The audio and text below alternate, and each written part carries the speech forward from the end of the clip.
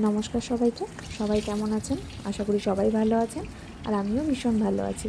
তো আজ আমি বানাবো মাছের মাথা দিয়ে পুঁই শাক।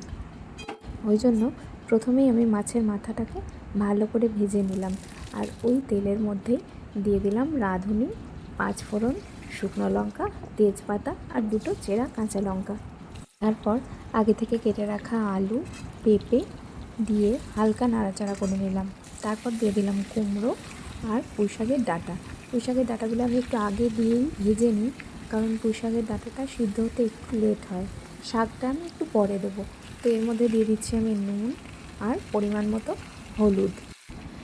তো এইবার আমি সবজিগুলোকে ভালো করে নেড়েচেড়ে হালকা করে ভেজে নেব। তারপর সব সবজিগুলো ভাজা হয়ে গেলে আমি এর মধ্যে দিয়ে দেবো জিরে গুঁড়ো আর কাঁচা লঙ্কা আর আদা বাটা। তো এইবার আমি দিয়ে দিচ্ছি বেগুনটা আমি শেষেই দিচ্ছি। বেগুনটা দিয়ে হালকা নাড়াচাড়া করে নিলাম। তো এরপর আমি দিয়ে দেবো এর মধ্যে স্বাদ মতো চিনি। এবার আমি আগে থেকে ভেজে রাখা মাছের মাথাটাও দিয়ে দিলাম।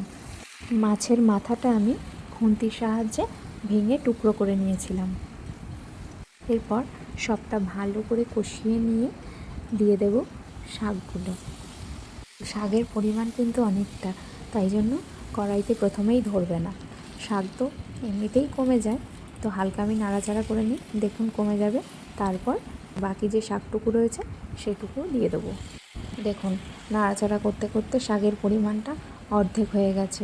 এবার আমি যে শাকটা ছিল সেই শাকটা দিয়ে দিচ্ছি। বাকিটুকু শাক দেওয়ার পর বেশ খানিকক্ষণ নাড়াচাড়া করে ঢাকা দিয়ে দিলাম।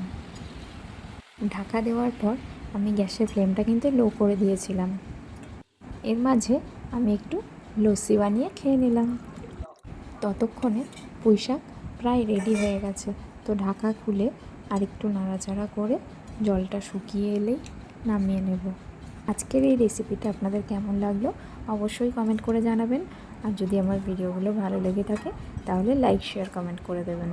আজ তাহলে আসি, দেখা হবে অন্য কোনো ভিডিওতে।